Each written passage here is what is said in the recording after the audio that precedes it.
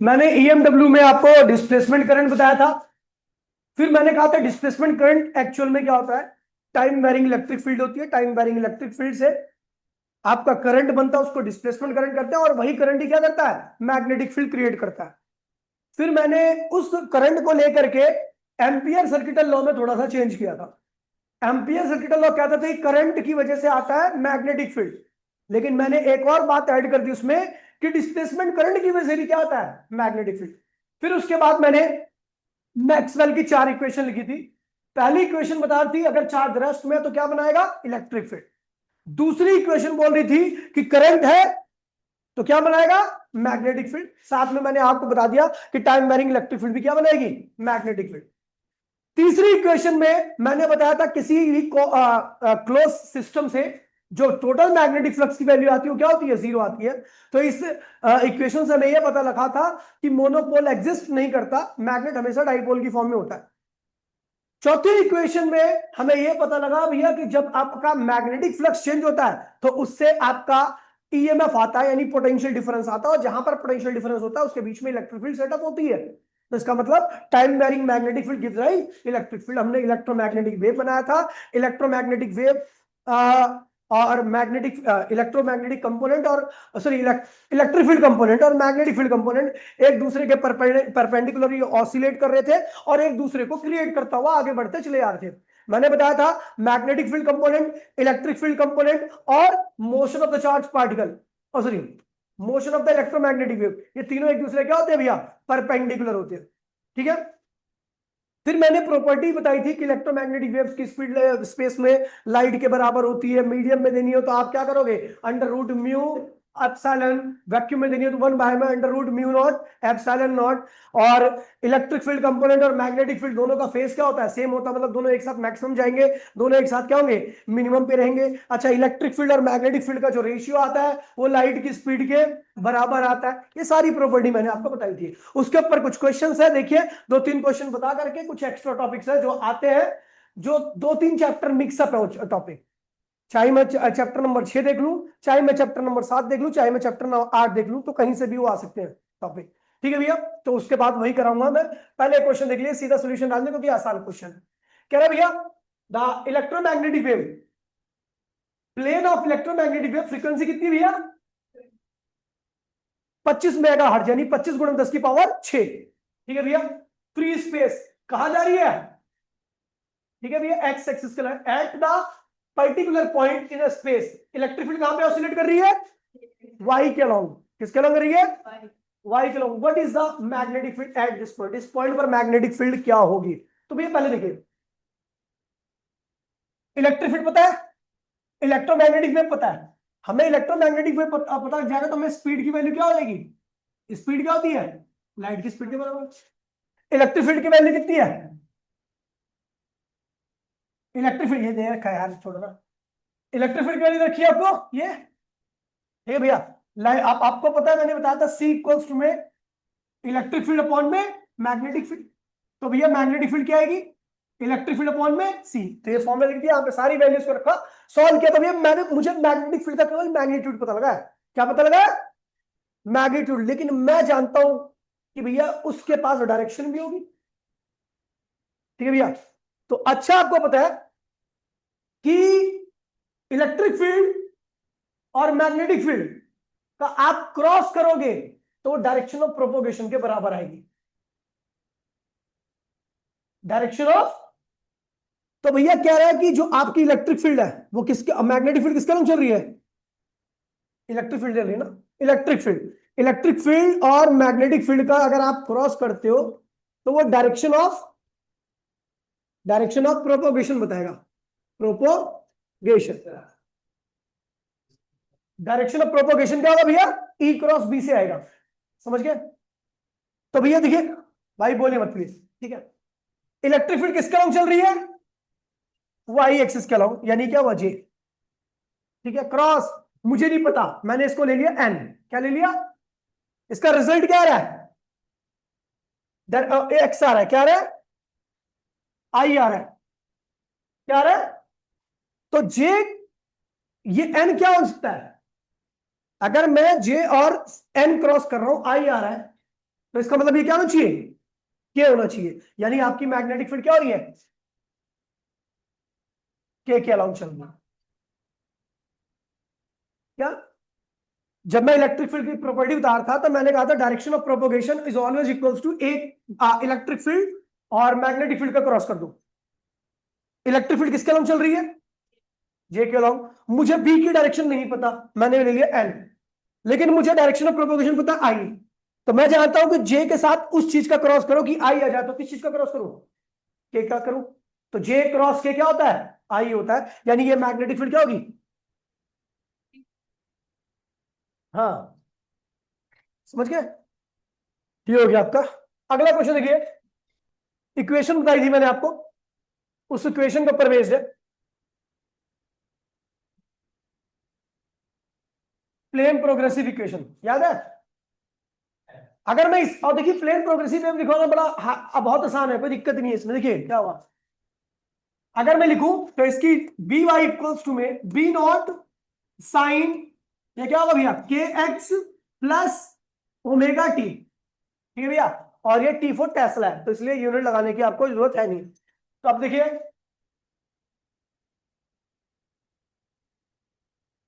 What is the magnet, what is the wavelength and frequency of the wave. ये जो wave है उसकी wavelength और फ्रीक्वेंसी क्या होगी, कुछ नहीं है भैया। देखिए ये क्या होता है कि ये पहली इक्वेशन है और ये क्या है भैया, दूसरी इक्वेशन है। ऑन कंपेयरिंग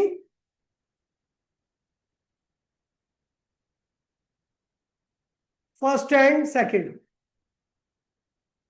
अगर मैं फर्स्ट और सेकंड को कंपेयर करूं तो भैया यहां पर के की जगह पे क्या है, के इक्वल्स में क्या है 0.5 इंटू 10 पावर 3, है ना। तो क्या होगा 2 पाई अपॉन में लैम्डा, के क्या होता है 2 पाई अपॉन में, ये किसके बराबर 0.5 इंटू 10 पावर 3। तो भैया लैम्डा क्या होगा 2 पाई 0.5 इंटू 10 पावर 3 मीटर। आगे भैया वेवलेंथ, चलो भैया वेवलेंथ आ गई। फिर क्या पूछ रहा है, फ्रीक्वेंसी, क्या पूछ रहा है, फ्रीक्वेंसी। चलो फ्रीक्वेंसी निकालते हैं। तो भैया आपको पता है ओमेगा बराबर में क्या है 1.5 इंटू 10 पावर 11, है ना। तो ओमेगा क्या होता है 2 पाई एफ, क्या होता है 1.5 इंटू 10 पावर 11। तो एफ क्या होगा 1.5 इंटू 10 पावर 11 अपॉन में क्या हो गया 2 पाई। ये फ्रीक्वेंसी आ गई। तीसरे पार्ट में कह रहा है write down the expression of electric field, write down the expression of electric field. Electric field की एक्सप्रेशन में लिख रहा हूं। तो भैया वेव कहां चल रही है, अच्छा इलेक्ट्रिक फील्ड कहां पे है, एक्स, मैग्नेटिक डायरेक्शन नहीं दे रखी इसमें, अच्छा वाई के अलॉन्ग है, क्या है, तो इलेक्ट्रिक फील्ड किसके अलॉन्ग होगी, जेड के अलॉन्ग। ठीक है, डायरेक्शन ऑफ प्रोपोगेशन आप मोस्टली अगर नहीं दिया होगा तो आप एक्स ही लेके चलोगे, ठीक है। तो ई एक्स इक्वल्स टू क्या होगा, सुन लीजिए, ई एक्स क्या होगा, हाँ E Z, E Z equals to में ई नॉट साइन, साइन ही लगाना आपको, और फेज क्या होगा सेम होगा, जो इसका फेज होगा वही इलेक्ट्रिक फील्ड, बताया था ना आपको, phase of electric field and magnetic field क्या होती है, सेम रहती है। तो क्या होगा भैया 0.5 into 10 power 3 x plus 1.5 into 10 power 11 T, ये भैया। अब इसमें आपको ई नॉट नहीं पता, तो भैया ई नॉट तो निकल आएगा ना, ई नॉट होगा बी नॉट अपॉन में सी, क्या होगा साइन, और ये पूरा एज इट इज एंगल आ जाएगा यार। आ जा, खड़ा हो जाओ, इधर आ जा, अरे भाई इधर आ जा यार। अब तू सोच रहा है कि तेरे पीछे पूरी क्लास अटेंशन चाहते है क्या तू, क्लास का टेंशन चाहता है क्या, तो फिर क्यों हरकतें करता है।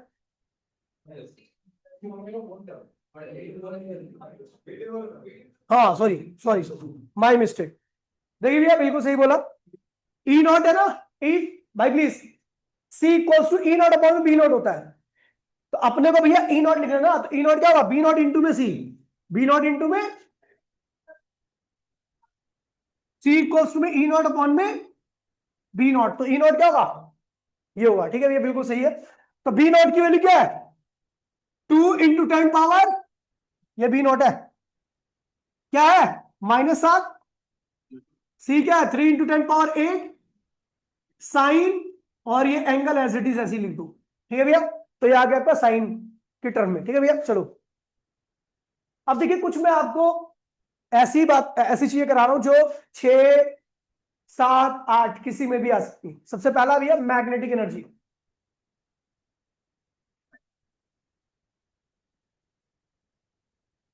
मैग्नेटिक एनर्जी, अभी जो क्वेश्चन वैसे आते हैं ना ज्यादा, तो वो तो उसी के ऊपर बेस्ड है, इलेक्ट्रोमैग्नेटिक स्पेक्ट्रम के ऊपर। ठीक है, मैग्नेटिक एनर्जी। मैग्नेटिक एनर्जी क्या है भैया? तो भैया मैग्नेटिक एनर्जी वो एनर्जी होती है जो, जब आप सॉलिनॉइड लेते हो और सॉलिनॉइड के अंदर वेरिएबल करंट डालते हो, तो वेरिएबल करंट से क्या होगा? फ्लक्स चेंज होगा। फ्लक्स चेंज होगा तो वहां पे अपोज करने के लिए क्या आएगा? इंड्यूस ईएमएफ आएगा। लेकिन फिर भी फ्लक्स चेंज होगा, यानी यहां पर इंड्यूस ईएमएफ के अगेंस्ट में काम हो रहा है, और जहां पर भी अगेंस्ट में काम होता है वहां पर कौन सी एनर्जी आती है? मैग्नेटिक या पोटेंशियल एनर्जी। क्या आती है? तो भैया अगर मैग्नेटिक एनर्जी की डेंसिटी देनी हो आपको, तो वर्क डन, हाँ work done against the induced EMF. जब भी आप इंड्यूस ईएमएफ के अगेंस्ट में वर्क करोगे तो वो किसके बराबर होगा? मैग्नेटिक एनर्जी के। किसके बराबर होगा? मैग्नेटिक एनर्जी के बराबर होगा। ठीक है भैया, आप देखिए, वी नो ईएमएफ क्या होता है? डी फाई अपॉन में डी टी। डी फाई की वैल्यू क्या होती है? एल आई अपॉन में, तो ई क्या होगा? ये हो जाएगा एल बाहर का डी आई अपॉन में। ठीक है, हाँ नहीं लगा रहा मैं सही से, हाँ सेल्फ इंडक्शन सॉलिनॉइड का, ये सॉलिनॉइड है।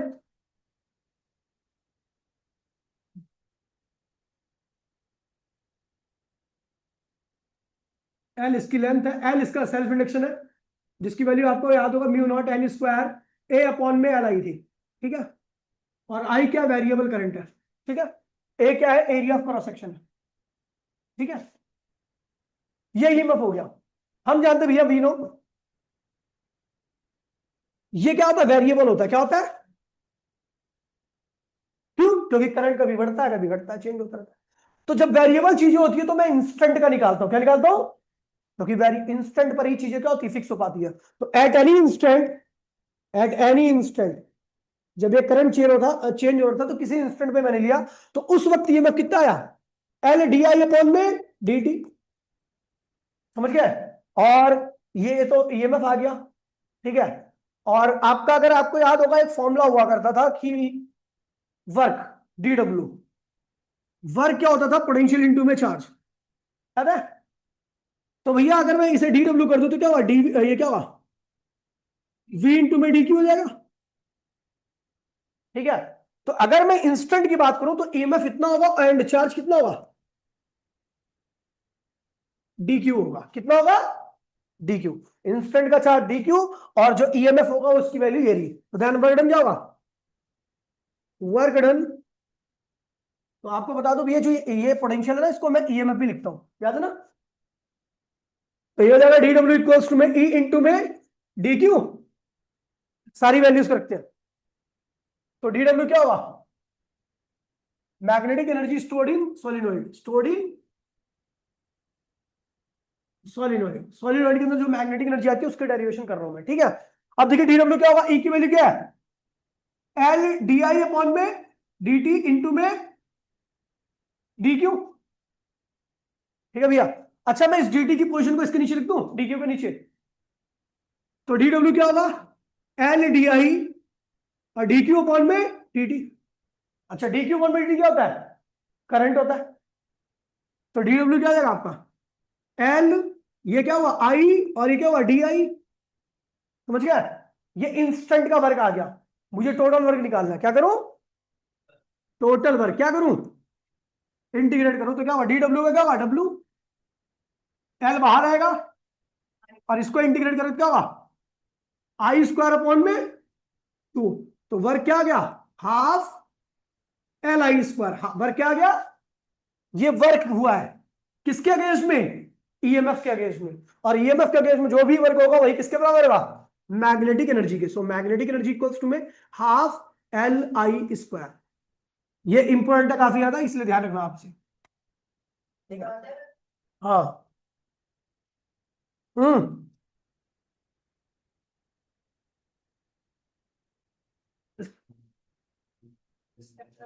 ये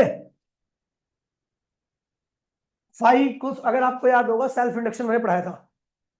सेल्फ इंडक्शन में जब करंट करता था तो फ्लक्स भी बढ़ता था, तो फ्लक्स डायरेक्टली इक्वल टू आई हो गया था। तो उस प्रोपोर्शनलिटी साइन हटाने के लिए मैंने क्या लगाया था? एल लगाया था। फाइव इक्वल्स टू में एल आई, सेल्फ इंडक्शन वाले में टॉपिक में। म्यूचुअल इंडक्शन में एन लगाता था मैं। ठीक है। अब देखिए इसमें एक टॉपिक और आता है। अब इसमें टॉपिक आता है magnetic energy density. Magnetic energy density इसी पे ही कर दूंगा, खत्म हो जाएगा पूरा। मैग्नेटिक एनर्जी डेंसिटी अगर आपको निकालना तो ध्यान रखना एनबी से लिखते हैं उसको। और ये क्या होता है? मैग्नेटिक एनर्जी अपॉन में volume of solenoid, NV, NV small NV. तो ये कितना आ रखा बेटा? Half L I square. और वी कितना है भैया? वॉल्यूम कितना होगा? सोलिनॉइड की लेंथ कितनी है? एरिया कितना है? तो वॉल्यूम क्या होगा? ठीक है। एन बी इक्वल्स टू में half self induction of solenoid मैंने आपको बताया क्या है? म्यू नॉट एन स्क्वायर ए अपॉन में एल। और ये क्या हो गया? आई स्क्वायर अपॉन में ए एल। कोई दिक्कत तो नहीं है? ये हमने लिख दिया है? नहीं काटना, ठीक है। चलो ऐसे काट दिया, ठीक है। तो अब देखिए क्या होगा? एन बी इक्वल्स टू में क्या होगा? हाफ। अच्छा एक काम करता हूं मैं, म्यू नोट से मल्टीप्लाई डिवाइड कर दूं। तो मैंने म्यू नोट से डिवाइड कर दिया और म्यू नोट से ऊपर मल्टीप्लाई कर दिया, म्यू नोट स्क्वायर हो जाएगा। ये क्या होगा? N square. ये क्या होगा? I square. और ये नीचे क्या होगा? L square. अगर आपको याद होगा तो mu naught N I upon में एल मैग्नेटिक फील्ड सोलिनॉइड की आती थी। देखिए अगर आपको इसको याद होगा तो एन बी इक्वल्स टू में हाफ म्यू नॉट, और इसे लिखोगे mu naught capital N upon में स्मॉल, कैपिटल एन अपॉन में एल क्या होता है? Small N I. और क्या हो गया? होल स्क्वायर, क्योंकि सब पे स्क्वायर है। तो क्या हुआ? B square. तो एन बी इक्वल्स में क्या हुआ? बी स्क्वायर अपॉन में two mu naught, that is the magnetic energy density. ये सोलिनॉइड के अंदर जो पर यूनिट वॉल्यूम में, पर यूनिट वॉल्यूम में जो एनर्जी होती है ना, वो ये होती है। मतलब energy in solenoid in 1 metre cube. 1 metre cube में सोलिनॉइड की इतनी एनर्जी होती है। टोटल एनर्जी क्या होती है? Half L I square. और 1 मीटर क्यूब में कितनी एनर्जी होती है? इतनी। इसे मैग्नेटिक एनर्जी डेंसिटी कहते हैं। अब पता क्यों करा रहा हूं मैं? इसमें क्यों करवा रहा हूं? मेरा कहने का पर्पस क्या है? अभी एक क्वेश्चन आता है कि show that magnetic energy density. आपको पता है इलेक्ट्रोमैग्नेटिक वेव के बाद दो चीजें होती है, इलेक्ट्रिक फील्ड कंपोनेंट और मैग्नेटिक फील्ड कंपोनेंट। ये शो करने के लिए आता है 3 नंबर का क्वेश्चन कि show that magnetic energy density is always equals to electric energy density in electromagnetic wave. ये भैया काफी अच्छा क्वेश्चन है, 3 नंबर का क्वेश्चन है, तभी कर पाओगे जब आपको ये पता रहेगा। ठीक है। चलो एक बार electric energy density chapter number 2 का भी कर लेते हैं। Electric energy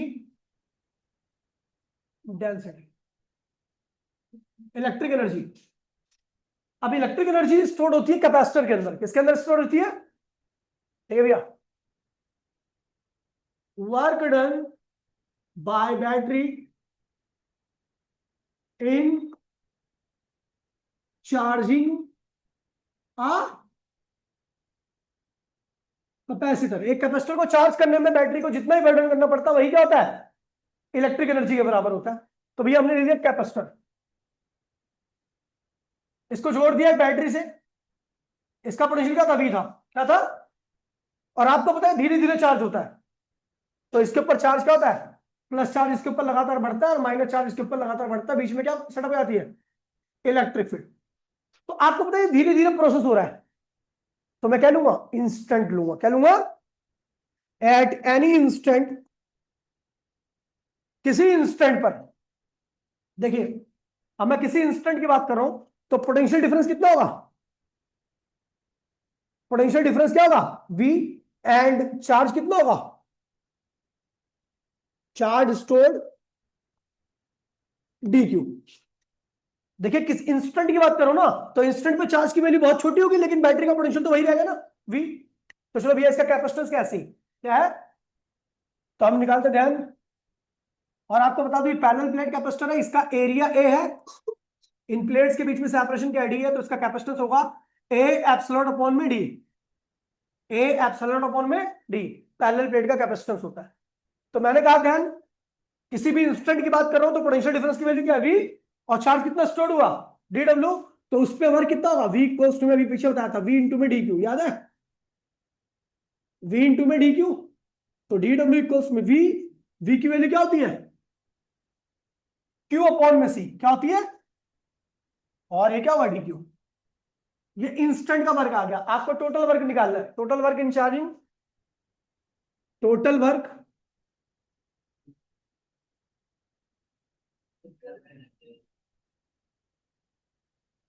total work charging में कितना होगा, तो dw हाफ C बाहर निकाल दो,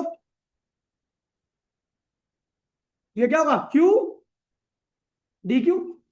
तो dw क्या होगा W, C बाहर आ गया, क्या होगा Q स्क्वायर अपॉन में 2। तो W इक्वल्स में क्या होगा Q स्क्वायर अपॉन में 2C। Q की वैल्यू आप सबको पता होगी CV 2C, तो ये हाफ CV स्क्वायर, ये वर्क डन आ गया। और यही वर्क किसके बराबर होता है, इलेक्ट्रिक पोटेंशियल एनर्जी के, हाफ CV स्क्वायर। भाई पढ़ लो, मैं बता रहा हूँ ना अभी, वरना बाद में क्या ही बोलूं यार तुम्हें मैं, थक गया। ठीक है, ये होगी इलेक्ट्रिक एनर्जी डेंसिटी, ये इलेक्ट्रिक एनर्जी होगी। अब इलेक्ट्रिक एनर्जी डेंसिटी की बात कर रहा हूं मैं, मतलब इसके पर यूनिट वॉल्यूम में कितनी एनर्जी होगी,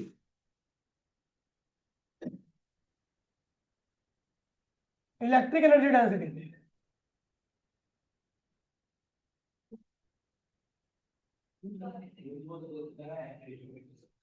NB, electric energy density NB, वही क्या होगा, क्या होगा electric energy divide by volume, किसका, कैपेसिटर का। तो इलेक्ट्रिक एनर्जी डेंसिटी क्या रखा है, हाफ C V स्क्वायर, और वॉल्यूम क्या होगा A इंटू में D, एरा एरिया और डी के इनके बीच का सेपरेशन, तो A इंटू में D।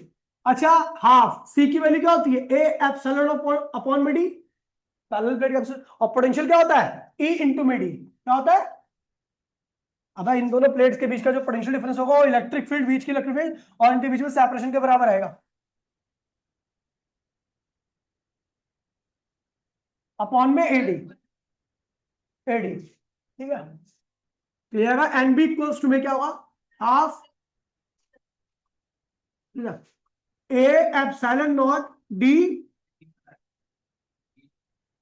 अरे कोई बात नहीं नोट लगा लो दोनों, मर्जी है, खुश,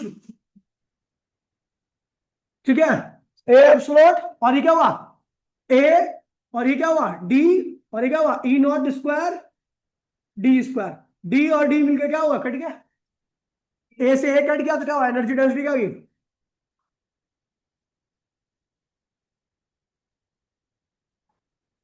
ये हो गया। क्वेश्चन आता है शो दैट,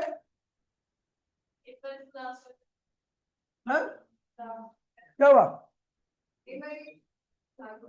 मैन, मतलब कौन सा वाला, ये इंस्टेंट में पोटेंशियल डिफरेंस कितना हुआ अभी, चार्ज कितना स्टोर हुआ, वर्क कितना होता है इंस्टेंट में, वी की वैल्यू क्या होगी, इंटीग्रेट कर दिया, show that in EMW, show करो ईएमडब्ल्यू के अंदर magnetic energy density electric energy density की क्या होती है, बराबर होती है, ठीक है।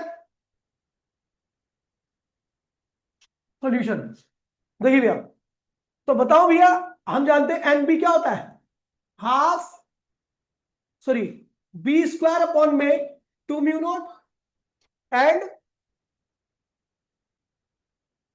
ये क्या थी इलेक्ट्रिक एनर्जी डेंसिटी, हाफ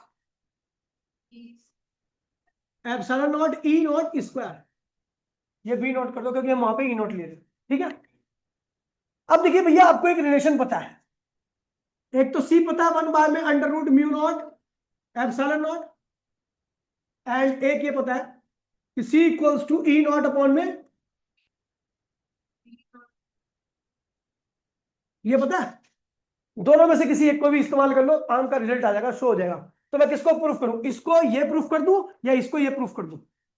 कोई सा ही प्रूफ कर देते हैं। तो चलो, देन एन बी क्या होगा, एन बी, बी नॉट की वैल्यू क्या होगी, B naught equals to E not upon में सी नॉट।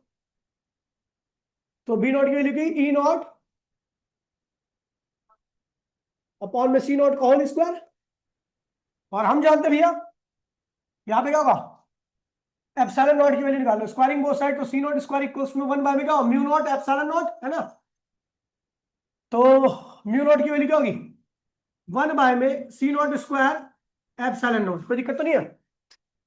ये है फर्स्ट और ये है सेकंड, यहां पे लिख दो फ्रॉम फर्स्ट एंड सेकंड। तो बी नॉट की वैल्यू क्या डाल दी भैया, ई नॉट अपॉन में सी नॉट का स्क्वायर, और 2 ऐसे लिख दिया, और म्यू नॉट की यहां पे क्या लिख दिया, 1 बाय में C naught square epsilon not, ठीक है। तो एन बी इक्वल्स टू में क्या हुआ, ई नॉट स्क्वायर अपॉन में 2 सी नॉट स्क्वायर अपॉन में C naught square epsilon not, ठीक है। हाँ तो कटेगा ही, वो तो काटनी है मुझे।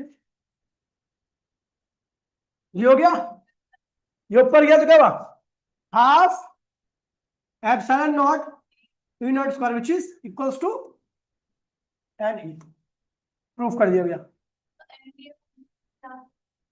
हाँ, तो ये हो गया आपका भैया, और निकल आएगा, कोई नहीं, आपको वहां पे ई नॉट की वैल्यू रखनी है, वो ई नॉट की वैल्यू रखनी है बी नॉट इंटू में सी नॉट, और एप्सिलॉन नॉट की वैल्यू रखनी है ऐसी जैसी रखी है, ठीक है। देखिए स्पेक्ट्रम,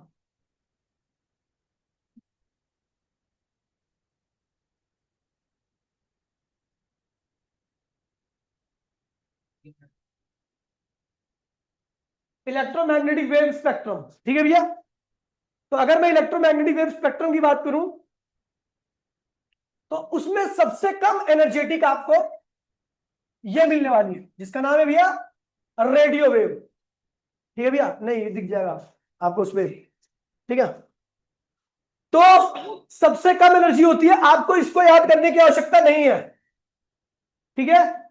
सबसे कम एनर्जी, सुन लीजिए भैया, सबसे कम एनर्जी वाली वेव की फ्रीक्वेंसी भी सबसे कम होती है, लेकिन वेवलेंथ सबसे ज्यादा होती है। तो ये ध्यान रखना, एफ क्या होता है, लीस्ट, और लैम्डा क्या होता है, मैक्सिमम, ठीक है भैया। स्पीड क्या होती है, लाइट की स्पीड के बराबर, ठीक है भैया। तो ध्यान रखना, रेडियो वेव सबसे कम एनर्जेटिक रे है आपकी, जो हमारा नॉन स्पेक्ट्रम है उसमें सबसे कम एनर्जी किसकी होती है, रेडियो वेव की होती है। सबसे कम फ्रीक्वेंसी, सबसे ज्यादा वेवलेंथ, लाइट की स्पीड के बराबर ही होती है। इसका इस्तेमाल कहां पे होता है, रेडियो टेलीविजन कम्युनिकेशन और रेडियो एस्ट्रोनॉमी, ठीक है भैया। रेडियो एस्ट्रोनॉमी ये होता है भैया, स्पेस वगैरह में जो सिग्नल वगैरह भेजे जाते हैं ना, वो इसी के थ्रू रेडियो वेव ही जो है इस्तेमाल किया जाता है। एस्ट्रोलॉजी थोड़ी ना, एस्ट्रोनॉमी है। अगला भैया,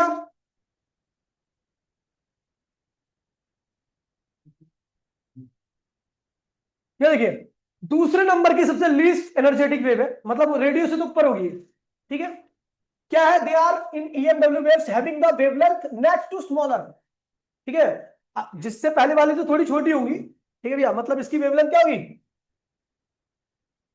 अगर उसकी वेवलेंथ आपने लैम्डा 1 ले रखी है, क्या ले रखी है, और फ्रीक्वेंसी f1 ले रखी है, तो इसकी वेवलेंथ क्या होगी भैया, f2। इसकी फ्रीक्वेंसी क्या होगी, f1 से ज्यादा होगी, इसकी वेवलेंथ जो होगी वो f1 लैम्डा 1 से क्या होगी, कम होगी, और इसकी स्पीड लाइट की स्पीड के बराबर होगी, ठीक है भैया। इसको कुछ नहीं करना आपको, मार्कोनी ने खोजा, कब खोजा, रेंज क्या होती है, सब बता रहे हैं। ठीक है भैया। अच्छा, ये प्रॉपर्टी देखना कौन कौन सी प्रॉपर्टी को शो करता है, तो ये ध्यान रखना, ये प्रॉपर्टीज आपकी, ठीक है, जिनको ये शो करता है। इस्तेमाल कहां पे होता है, सबसे मेन चीज है रडार सिस्टम। ठीक है, रडार में इसको, रीजन पता क्या है इसका, कि इसकी वेवलेंथ बहुत बड़ी होती है, तो ये आसपास की चीजों में ना इंटरेक्ट नहीं करती, उसको जंप करके चली आती है छोटी। ठीक है, जैसे हम छोटी वेवलेंथ छोड़ेंगे, तो छोटी वेवलेंथ क्या होती है, ऐसे होती है। तो इसके धूल मिट्टी या एटमोस्फेयर से इंटरेक्ट करके अपने को खो अपनी स्ट्रेंथ खो देती है। इसीलिए हाई वेवलेंथ इस्तेमाल करते हैं, ताकि धूल मिट्टी को ये ओवर कम करते क्या निकल जाए। तो ज्यादा वेवलेंथ का इस्तेमाल रडार सिस्टम में होता है, इसका इस्तेमाल। और long distance communication, long distance communication में अगला क्या होता है भैया, माइक्रोवन, आपने सुना ही होगा माइक्रोवन। ठीक है, उसमें भी होता है। फिर आगे बढ़ते हैं भैया, इंफ्रारेड। तो भैया हमें जब भी लाइट में जो हमारा स्पेक्ट्रम है, उसमें जो हमारे गर्मी प्रदान करता है, वो इंफ्रारेड है। इलेक्ट्रोमैग्नेटिक वेव में हमें जो हीट प्रोवाइड करता है, हम जिसकी वजह से हमें गर्म चीजें लगती हैं, वो क्या है भैया आपका, इंफ्रारेड है। ठीक है, इसकी फ्रीक्वेंसी क्या होती है, F3 होती है, ये F2 से ज्यादा होगी, F1 से ज्यादा होगी, लेकिन इसकी वेवलेंथ बाकियों से क्या होगी, कम होगी। ठीक है भैया। और लिखा हुआ है लॉन्ग, इनकी वेवलेंथ कम होती है बाकी दो से, फ्रीक्वेंसी ज्यादा होती है, और ये हीटिंग इफेक्ट प्रोड्यूस करती है। So they also known as heat wave और थर्मल रेडिएशन। थर्मल रेडिएशन का मतलब ही समझ जाना भैया, इलेक्ट्रोमैग्नेटिक वेव है। समझ गया।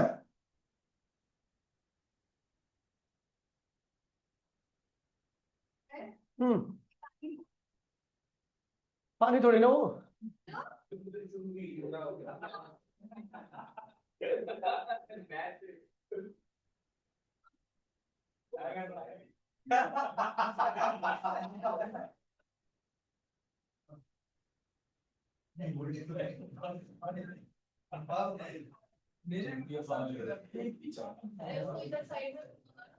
जना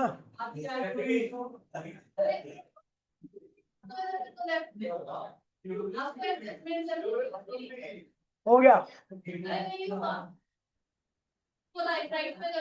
हो गया पूरा, आगे ना, अब क्या करना है, ऐसे नहीं नहीं, वो मेरे को पता है, लेकिन मैं इसे थोड़ा छोटा कर दूंगा, एक लाइन में आ जाएगा।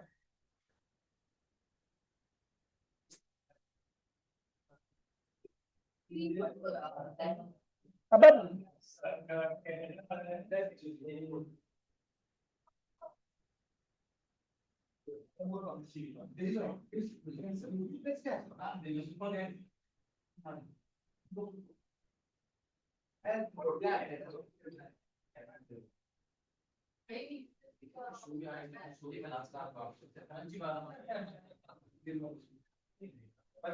देखिए, ठीक है भाई प्लीज, कह रहे, ए भाई प्लीज देखिए, कह रहा था water molecules present in different material readily absorb infrared increase. देखिए क्या कर रहा है भैया, जो भी पानी वानी के मॉलिक्यूल होते हैं, या फिर जो जनरली मॉलिक्यूल होते हैं, वो इस रेडिएशन को एब्जॉर्ब करते हैं और अपने मॉलिक्यूल की एनर्जी को क्या करते हैं, बढ़ा देते हैं। कौन सी एनर्जी, थर्मल एनर्जी को। इनका इस्तेमाल कहां पे होता है, रिमोट कंट्रोल वगैरह में, आपने देखा होगा, रिमोट वगैरह का देखो ना, एकदम अंधेरा कर दोगे, चला दो, उसमें थोड़ी सी लाइट दिखती है, तो मतलब ये विजिबल के पास में पहुंच चुका है। ठीक है भैया। इसका काम कहां पे होता है, ग्रीन हाउस इफेक्ट में, मतलब ऐसे एरिया जहां पर भैया बहुत कम रेडिएशन पड़ती है, तो चारों ओर क्या करते हैं, उसको कवर कर देते हैं, केवल हीट आती है, बाहर नहीं जा पाती है। ठीक है भैया। फोटोग्राफी वगैरह में करते हैं इसका इस्तेमाल। ठीक है, लैंप वगैरह ट्रीटमेंट, मस्कुलर ट्रीटमेंट में। ठीक है, गर्मी हो कहीं पे भैया स्ट्रेन वगैरह आता है, तो उसको सिकाई करते हैं इसी के थ्रू। ठीक है भैया, तो मस्कुलर ट्रीटमेंट में करते हैं। ठीक है, और इसका इस्तेमाल भैया आजकल हीट कैमरा जो होता है ना, कैमरा, वो इसके ऊपर ही काम, नाइट विजन कैमरा में भी इसका इस्तेमाल होता है। ठीक है, क्योंकि हीट को कैप्चर करके काम करते हैं वो। हाँ हाँ, वही है, एक ही बात। अब जो नॉर्मली जो, छोड़ना बस ये भैया, वो दूसरा है, वो इसके ऊपर नहीं काम करता। ये क्या करें भैया, विजिबल। तो भैया विजिबल क्या होता है भैया, ये बहुत छोटा, एक्चुअल में क्या, इसका ही इसकी रेंज जो है ना वो बहुत छोटी है, सबसे कम रेंज वाली यही है, बाकी सबकी रेंज बहुत ज्यादा है, मतलब इस फ्रीक्वेंसी से इस फ्रीक्वेंसी तक बहुत दूर तक फैलते हैं, लेकिन इसकी रेंज क्या बहुत छोटे में, उसी में 12 कलर है आपके, ठीक है, वही दिखाई देता है आपको बहुत, मतलब आप अपनी ह्यूमन आई जो है, भाई प्लीज, ह्यूमन आई हमारे इलेक्ट्रोमैग्नेटिक स्पेक्ट्रम का बहुत छोटा पार्ट ही देख पाती है, ठीक है, उसमें आपका ये विजिबल है, ठीक है भैया, तो it is very small part of the EMW spectrum towards which the human retina is sensitive, इसी के लिए आपका ह्यूमन रेटिना क्या होता है भैया, बना होता है, ठीक है भैया, यहाँ पे लिखा है एमिटेड और reflected from the bodies around gives us information about the world, तो भैया जहां पर ये पड़ती है और उसके बाद हमारी आंखों में रिफ्लेक्ट होकर आती है, तो हमें उस चीज की क्या करती है, इंफॉर्मेशन प्रोवाइड करती है। यूज क्या होता है भैया, देखने के काम में होता है, ठीक है भैया, केमिकल रिएक्शन, कई केमिकल रिएक्शन होती है जो विजिबल लाइट से ही चालू हो जाती है, तो ये ध्यान रखना, ठीक है, और इनकी वेवलेंथ काफी कम हो जाती है, फ्रीक्वेंसी काफी ज्यादा होती है पहले वाले से।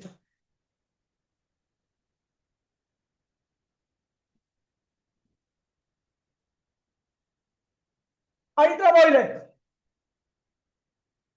ये भी विजुअल नहीं आती है, लेकिन भैया जब ये पड़ती है ना तो आपको दिखाई देना बंद हो जाता है, क्षमा कितनी तेज होती है इनकी, बेल्डिंग वाले करते हैं ना बेल्डिंग, तो वहां पे जो लाइट निकलती है वो अल्ट्रावायलेट निकलती है, काफी ज्यादा टेम्परेचर होता है, बहुत टेम्परेचर ज्यादा इसी का होता है जिसकी एनर्जी ज्यादा होती है, मतलब इसकी फ्रीक्वेंसी काफी ज्यादा होती है, ठीक है, यहाँ लिखा हुआ है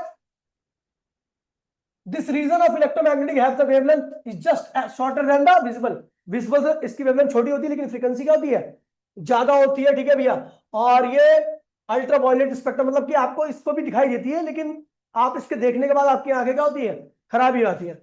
यूज कहां पे होता है, फूड को प्रिजर्व करने के लिए, मतलब लंबे टाइम तक के लिए, क्योंकि ये क्या होती है, इनकी एनर्जी इतनी ज्यादा होती है कि सीधा बैक्टीरिया वगैरह पे हमला करके उसको सीधा क्या करती है, खत्म कर देती है, ठीक है भैया।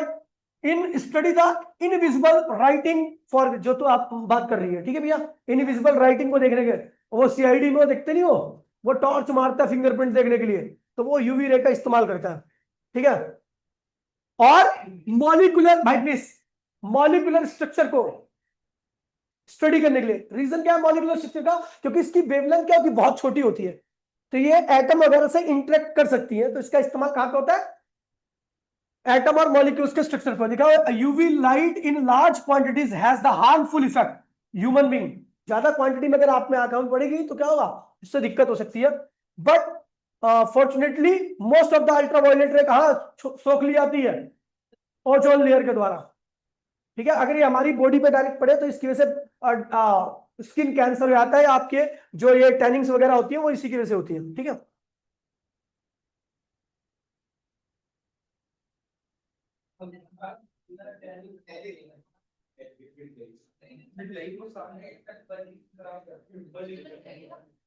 खत्म होने वाला है, और फिर आते भैया एक्सरे, एक्सरे सबसे ज्यादा एनर्जेटिक रेज में से एक आती है, इसका नंबर सेकंड आता है, ये बहुत खतरनाक फिनोमिना में निकलती है, ठीक है, ये लिखा हुआ है These EMW waves have wavelength just shorter than, wavelength उससे यूवी रे से थोड़ी सी छोटी होती है, मतलब फ्रीक्वेंसी थोड़ी सी क्या होती है, ज्यादा होती है, ठीक है, x ray can by please many forms of matter, so they have many useful medical और इंडस्ट्रियल एप्लीकेशन, इसका इस्तेमाल काफी ज्यादा होता है, ठीक है, ये यूजफुल है, सबसे ज्यादा तो आपको पता ही होगा मेडिकल वगैरह में। दूसरा एक्सरे, एक होता है कम्पटन इफेक्ट, कम्पटन इफेक्ट में क्या होता है, निकल क्रिस्टल के ऊपर सीधा इसकी बम्बार्डमेंट की आती है, तो वहां पे जैसे रेडियो एक्टिविटी होती है ना, बिल्कुल सॉरी, फोटो इलेक्ट्रिक इफेक्ट होता है ना, वैसे ये भी होता है, ठीक है, क्योंकि इसकी एनर्जी बहुत ज्यादा होती है, ठीक है, तो ये वहां से निकल से भी इलेक्ट्रॉन को निकाल देती है भैया, ठीक है, भाई please in department of detection explosive diamonds gold वगैरह ये सब देख लीजिए, पढ़ लेगा, ये लिखा हुआ है, रट लेना इसको, ठीक है, और लास्ट है, हाँ हो जाएगा, लास्ट है भैया आपकी गामा रेडिएशन, सबसे ज्यादा एनर्जी होती है इसके पास, ठीक है, और इसकी भी वेवलेंथ सबसे, इसकी वेवलेंथ सबसे कम होती है, फ्रीक्वेंसी सबसे ज्यादा होती है, एनर्जी सबसे ज्यादा होती है, और कहां कहां से निकलती है, इनकी कौन कौन सी प्रॉपर्टी है, ध्यान रखना इसको, और इसका यूज जो है वो मेन है, यूज क्या है इसका, तो भैया इसका यूज है, ये रहा रेडियोथेरेपी, कैंसर ट्रीटमेंट, ठीक है भैया, न्यूक्लियर रिएक्शन, और फूड वगैरह स्टफ्स वगैरह में, और स्ट्रक्चर ऑफ एटम ही निकले, क्योंकि इसकी फ्रीक्वेंसी बहुत छोटी होती है, बहुत छोटी होती है, तो आसानी से किसी भी एटम के साथ इंटरेक्ट करके उसके